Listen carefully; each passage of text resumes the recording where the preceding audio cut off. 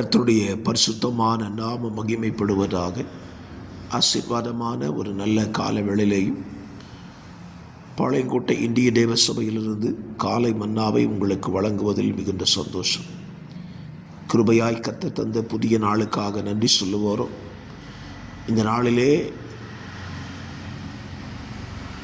2 Samuel 14ஆம் அதிகாரத்தை வாசித்து நீங்கள் தியானிக்க கர்த்தர் உங்களுக்கு கிருபை செய்யட்டும்.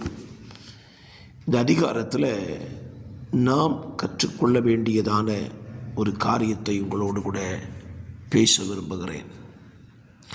1ஆம் வசனம், ராஜாவின் இருதயம் அப்சலோமின் மேல் இன்னும் தாங்கலாய் இருக்கிறதை செரியாவின் குமாரன் யோவாப் கண்டு. தாவீது அப்சலோமின் மேல் கோபமேறியிருந்தான். காரணம், அவன் அம்னோனை கொன்றதினால அவன் மனம் அவனை குறித்து மிகுந்த வருத்தத்தோடு இருந்தது. இதை யோவாப் கண்டு என்று எழுதப்பட்டிருக்கு.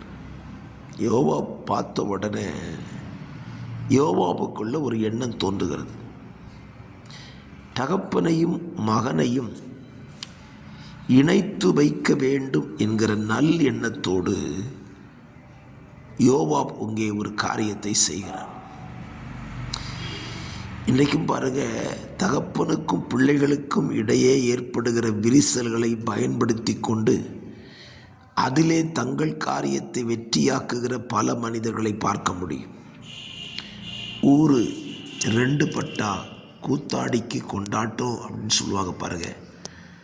அதே போல் தகப்பனுக்கும் மகனுக்கும் அல்லது தகப்பனுக்கும் பிள்ளைகளுக்கும் இடையே பிரச்சனை வந்தால் அதை தங்களுக்கு சாதகமாய் மாற்றிக்கொள்ளுகிற ஜனங்கள் வாழுகிற இந்த காலங்களிலே யோவாவை பாருங்கள். அப்சலோமையும் தாவீதையும் இணைத்து வைப்பதற்கு அவன் ஒரு காரியத்தை அந்த இடத்திலே செய்கிறான்.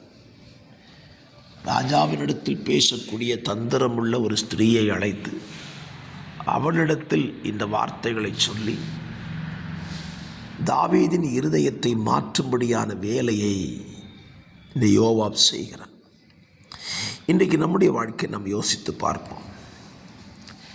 நாம் ஒரு யோவாவை போல செயல்படுகிறோமா, அல்லது இருக்கிற விரிசல்களை அதிகப்படுத்தும்படியான காரியத்தை செய்கிறோமா?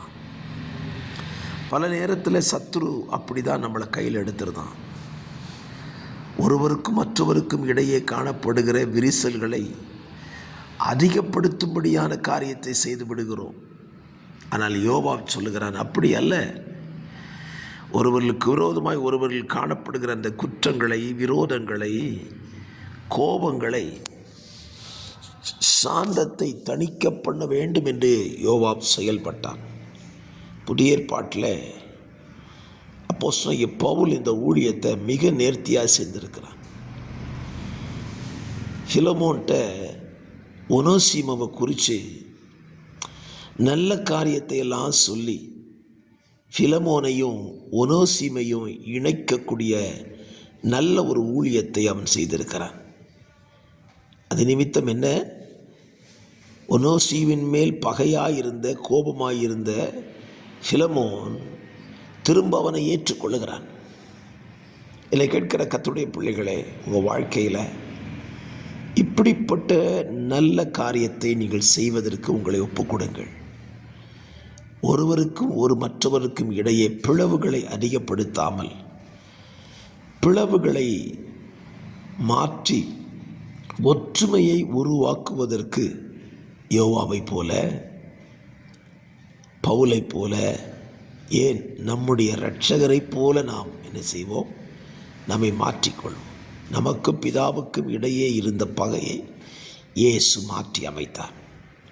அப்படிப்பட்ட நல்ல சுபாவங்களை இந்த நாளிலே கர்த்தர் நமக்கு தரட்டும் என்று சொல்லி வாழ்த்துகிறேன். பரிசுத்த பிதாவே, காலவெளியிலே ஸ்தோத்திரம், எங்களுக்கும் மற்றவர்களுக்கும் இடையே இருக்கிற இரு நபர்களுக்கு இடையே இருக்கிற இந்த பிளவுகளை அதிகப்படுத்தாமல் அவைகளை ஒன்றித்து சேர்த்து வைக்க உம்முடைய பிள்ளைகளாகிய தம்முடைய ஜனத்துக்கு நீ கிருபை செய்யும்.